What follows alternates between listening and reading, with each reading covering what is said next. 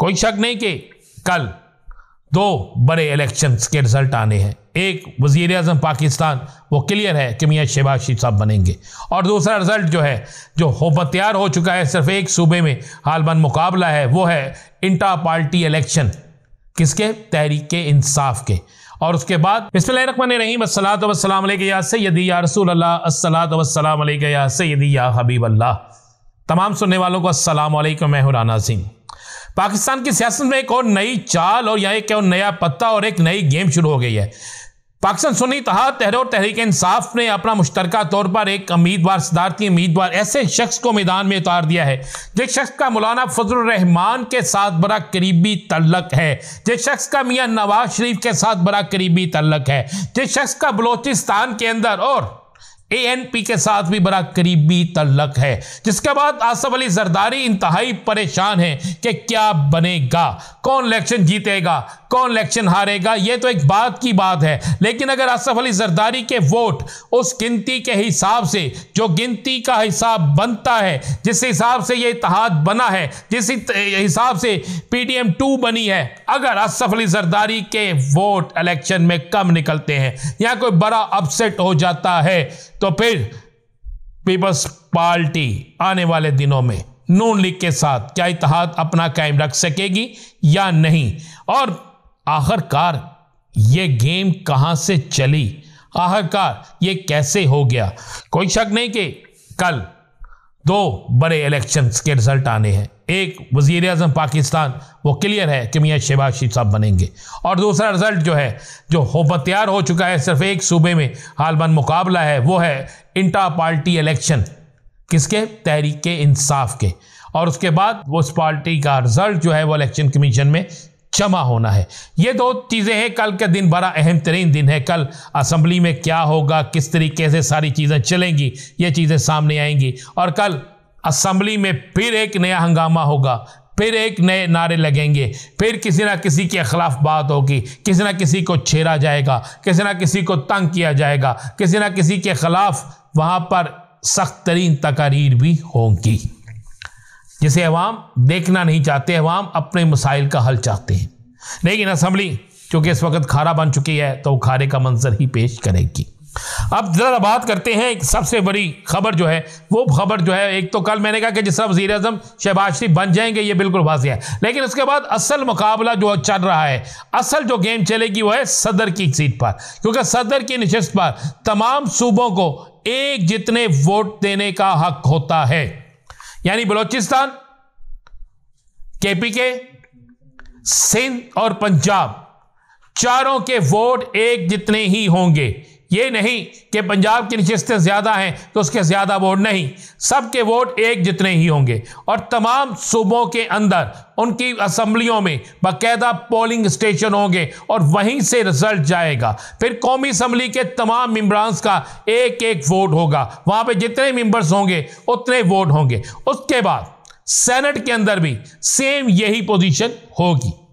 अब दावा जो किया जा रहा है, वो दावा ये नहीं है कि सदर कौन बनेगा, दावा ये है कि क्या आसफ अली जरदारी उन तमाम दावों के मुताबिक वोट हासिल कर पाएंगे। और अगर आसफ अली जरदारी को वोट कम पड़ते हैं और आसफ अली जरदारी के साथ अगर वाकई कोई हाथ हो जाता है, तो फिर इसकी जिम्मेदार कौन होगा। इस पर आने वाले दिनों में यह इत्तेहाद क्या चल पाएगा या नहीं, इस पर यह बड़ी अहम चीज़ें हैं, क्योंकि महमूद खान अचकजई की नामजदगी बाकायदा एक नया पत्ता खेला गया है, बाकायदा एक नए इत्तेहाद की तरफ आगाज किया गया है। याद रहे कि आपको मैं एक बात याद कराता चलूं कि महमूद खान अचकजई ने बाकायदा मौलाना फजलुर रहमान के साथ तावन किया है, और जिस नशिस्त से मौलाना फजलुर रहमान इलेक्शन लड़ रहे थे, महमूद खान अचकजई भी उसी नशिस्त से इलेक्शन लड़ रहे थे, और उन्होंने मौलाना फजलुर रहमान के हक में विड्रॉ किया था और अपने वोटर्स को यह कहा था कि आप मौलाना फजलुर रहमान की सपोर्ट करें। दूसरी तरफ मियाँ नवाज शरीफ के भी महमूद खान अचकजई के साथ करीबी तलकात रहे हैं, और अब भी उनका दावा है कि उनके बड़े करीबी तलकात हैं। और इस पर भी बड़ी तशवीश पैदा हुई है पाकिस्तान पीपल्स पार्टी के अंदर कि क्या हमसे हाथ तो नहीं हो जाएगा, क्या हमें फिर कहीं गिरा तो नहीं दिया जाएगा, क्या हम इलेक्शन हार तो नहीं जाएंगे। ये चीज़ें जो है ये डिस्कस हो रही हैं। लेकिन आपको मैं इससे भी हटकर एक और बड़ी खबर दे रहा हूं, और बड़ी खबर ये है कि ये सारे मामला तय होने के बाद मई में पाकिस्तान की सियासत में आपको नई और बड़ी तब्दीलियां नजर आएंगी। मेरी इत्तला तो यह भी है कि अडयाला में कैदी नंबर 804 की एक रोज पहले कोई अहम तरीन मुलाकात भी हुई है, और यह मुलाकात तकरीबन 1 घंटा से 1.5 घंटे तक मुहित मुलाकात थी, और इस मुलाकात में भी कुछ चीज़ें तय हुई हैं, या इस मुलाकात में भी कुछ चीज़ें मामलात कुछ जो हैं वो चले हैं, और अगली मुलाकात का वक्त भी इसी मुलाकात में तय हुआ है। तहरीक इंसाफ के आज मुल्क भर में एहतजाज, बड़ी गिरफ्तारियां, एहतजाजी मुजाहरे, बड़े जलसे जुलूस, ये सारा कुछ भी आज चलता रहा।